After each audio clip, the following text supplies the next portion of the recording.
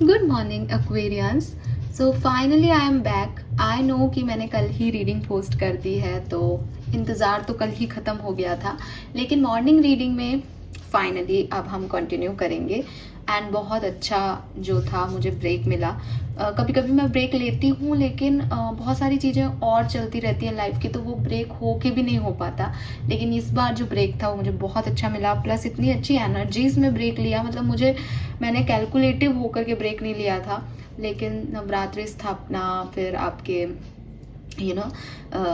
रथ यात्रा, new moon energies, बहुत perfect break रहा ये मेरा। तो लेट्स सी कि आज यानी 17 जुलाई 2026 के लिए divine message, goddess guidance, universal message क्या है, आपको अभी क्या सुनने की ज़रूरत है लाइफ की, आप जिस भी सिचुएशन में है वहाँ क्या करना ठीक रहेगा। कल मैंने जगन्नाथ जी की तरफ से आपके लिए एक रीडिंग पोस्ट की है, जिसमें भी मैंने, क्योंकि वो अपने 7 दिन अपनी मौसी के घर रहेंगे और वापसी जो है वो माना जाता है 90-10वें दिन, तो 9 दिन का जो ये पीरियड होता है, इसमें क्या सारी चीज़ें आपको समझनी चाहिए, अभी आपकी लाइफ में क्या इंपॉर्टेंट है और क्या ब्लेसिंग्स आने वाली है इन 9 दिनों में, 7 से 9 दिनों में, वो भी मैंने आपके लिए जो है वो देखी हैं। आप उस रीडिंग को ज़रूर देखिएगा। और पिकअप आइल, पिकअप ग्रुप रीडिंग है, तो बिल्कुल स्पेसिफिकली आपके लिए होगी अगर आप इंट्यूटिवली अपना नंबर चैनल करके उसको देखते हैं। और ऐसा नहीं है कि वो सिर्फ हिंदू धर्म के लोगों के लिए है, आप किसी भी डिवाइन एनर्जी में उस रीडिंग से कनेक्ट कर पाएंगे फॉर श्योर, बिकॉज वो रीडिंग मैंने पहले बनाई है और मतलब एक पॉजिटिव माइंडसेट से बनी है, तो आप उससे कनेक्ट ज़रूर करेंगे जहाँ तक मुझे लगता है। ये डेली एनर्जी चेक इन है। लेट्स सी कि यूनिवर्स आपको क्या बताना चाहते हैं। 17 जुलाई 2026 की ओवरऑल एनर्जी क्या है एक्वेरियंस के लिए। Let me check. Please universe, please divine power, please spirit guides, please give me the great message which are in our hearts. Overall energy क्या है sun moon Venus rising Aquarius की। We have vision, और जिस तरीके से card आया है, और नंबर 8 की एनर्जी, आज के दिन की एनर्जी भी नंबर 8 की है। 17 तारीख, 26 नंबर, सब 8 पे आके जुड़ता है। सो कर्मा विजन जो है वो कार्ड आपको कहता है कि सपने देखो। एक काम की शुरुआत से पहले एक विज़न बहुत ज़रूरी होता है कि आप वो काम क्यों कर रहे हो, उसका आप अपने आप को उस काम को करते हुए 1 महीने बाद कहाँ देखते हो, 6 महीने बाद कहाँ देखते हो, साल भर बाद उस काम के क्या रिजल्ट्स जानना चाहते हो, पाना चाहते हो। तो एक विजनरी पर्सन की तरह जो है आप आज के दिन एक्ट करेंगे, बहुत ही सोच समझ के और फ्यूचरिस्टिक होके आगे क्या करना ठीक है क्या नहीं, उस चीज़ को लेकर के आगे प्रोग्रेस जो है वो आप करेंगे किसी भी काम की। चाहे आज के दिन कोई सिचुएशन आए, उसमें आप ये देखेंगे कि भाई लॉन्ग टर्म में मेरा क्या फ़ायदा है, या फिर जिस सिचुएशन में आप चल रहे हो वहाँ पे आप चेंज लाके फ्यूचर के बारे में सोच के जो है काम करेंगे। आपका विज़न बहुत स्ट्रॉन्ग होगा किसी भी सिचुएशन को डील करने में, कि आप ऐसा कर रहे हैं तो क्यों कर रहे हैं, आप क्या चाहते हैं इस पर्सन से, इस सिचुएशन से, जो कि बहुत अच्छी चीज़ है। ठीक है, पॉजिटिव एनर्जी है।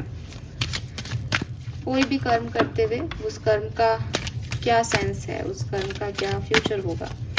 Okay, guidance for Aquarians, guidance for Aquarians 17 July, guidance for Aquarians. Guidance for Aquarians, past life, future की बात कर रहे हैं, गाइडेंस में पास्ट लाइफ आ रहा है, मेडिसिन विमेन आ रहा है, प्रोस्पेरिटी का कार्ड आपके लिए आ रहा था पहले भी, अगर आपने नोटिस किया हो तो। We have the okay, give me 1 card from spirit cards. Guidance for sun moon Venus rising Aquarius 17 July 2026।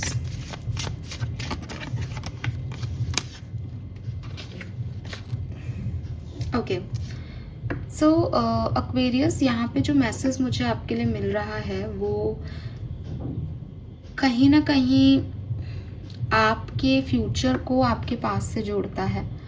Universe आपको गाइड करना चाहते हैं कि कुछ सिचुएशंस आपकी लाइफ में या कुछ लोग आपकी लाइफ में आपके कार्मिक हैं, आपके कार्मिक पैटर्न्स की वजह से हैं, या आपके प्रारब्धों की वजह से आपके लिए यहाँ पे हैं। ये अच्छे लोग हो सकते हैं, ये बुरे लोग हो सकते हैं, ये अच्छे एक्सपीरियंस हो सकते हैं, ये बुरे एक्सपीरियंस हो सकते हैं। आप अगर इनसे भाग रहे हो या आपको ऐसा लग रहा है कि यार ये बहुत ख़राब हो रहा है, या आप इसमें बहुत ज़्यादा ऑब्सेस्ड हो रहे हो कि ये तो बहुत अच्छे हैं, ये तो बहुत अच्छा हो रहा है मेरी लाइफ में, आप दोनों ही जगह थोड़ा सा रुक जाएं, दोनों ही जगह रुक जाएं। लोगों से ज़्यादा, सिचुएशन से ज़्यादा आपको ज़रूरत है कि आप खुद पे फोकस करें इस समय। लोगों की लाइफ में आपका रोल सिर्फ इतना होना चाहिए कि आप उनको क्या प्रोवाइड कर रहे हैं। आपकी लाइफ में कोई भी सिचुएशन है, कोई भी लोग हैं, आप उनकी लाइफ में क्यों हो? सिर्फ आपको अच्छा लग रहा है इसलिए, या फिर आप उनको कुछ देना चाह रहे हो? बिकॉज एक्वेरियस, यहाँ पे आप सिंपली समझें कि अगर कोई प्रारब्धों का हिस्सा है तो या तो उसने पिछले जन्म में आपसे कुछ लिया है, वो आपको देने आया है, या फिर पिछले जन्म में उसने आपसे सिर्फ लिया है और आपको जो है अब देने आया है। इन दोनों ही सिचुएशन में ये कहानी वैसी नहीं है जैसी आप इसे देख रहे हैं। ये कहानी वो है जो आप आधी जी चुके हैं पहले पास्ट में। तो अब बस आपको जो पास्ट में जिया है उसका अपोजिट यहाँ करना है। अब आपको नहीं पता कि आपने इस व्यक्ति को कुछ दिया था या नहीं। अगर आपको कुछ मिल रहा है तो बदले में आप भी इक्वल गिव एंड टेक रखें। उसमें सिर्फ आसक्ति नहीं दिखाएं। आसक्ति मीन्स कि अरे मुझे कुछ मिल रहा है तो मैं उसको एक लेज़ी की तरह उसको सिर्फ रिसीव कर रहा हूँ, खुश हो रहा हूँ। आपको यहाँ पे सर्विस देनी चाहिए, आपको यहाँ पे हीलिंग करनी चाहिए, आपको यहाँ पे जो प्यार आपको अगर किसी और से मिल रहा है आपको दूसरों को देना चाहिए। आपको कोई प्यार कर रहा है, आपके ऊपर कोई जान छिड़क रहा है, आपको कोई अच्छा फील करा रहा है तो आपका मूड अच्छा है, इस चीज़ को आप दूसरों को दें। इस प्रेम को आप अपने इर्द गिर्द ऐसे लोगों को दें जो अनहील्ड हैं, अच्छी एनर्जी में नहीं है, उनके मूड को ठीक करें। Because it is not something like कि जो चीज़ आपने रिसीव कर ली और रख ली और आप बस उसमें पागल हो रहे हो। आपको इसको फ्लो करना पड़ेगा एनर्जी को। एंड अगर इसका अपोजिट है कि कोई व्यक्ति आपके साथ मिसबिहेव कर रहा है, फ्रस्ट्रेशन दे रहा है, आपको टॉर्चर हो रहा है, आप उस व्यक्ति को जो है वो प्रेम बांटें, आप उस व्यक्ति को हील करें। अब आप ये कहोगे कि मैम ऐसे थोड़ी होता है, लेकिन ये आपको करना पड़ेगा एक्वेरियस। जब तक आप ये नहीं करते आप अपने लिए एक लॉन्ग टर्म सिचुएशन नहीं क्रिएट कर रहे। आप बस वो मोमेंट टू मोमेंट वाली एनर्जी में हो कि अच्छा इसने ऐसे किया मैं इसके साथ ऐसा करूँगा, इसने ऐसे किया मैं इसके साथ अच्छा हो जाऊँगा। कहाँ जा रहे हो आप ऐसा करके? क्या क्रिएट कर रहे हो आप इस दुनिया में ऐसा करके? अपने लिए क्या कर्म क्रिएट कर रहे हो नेक्स्ट जन्म के लिए?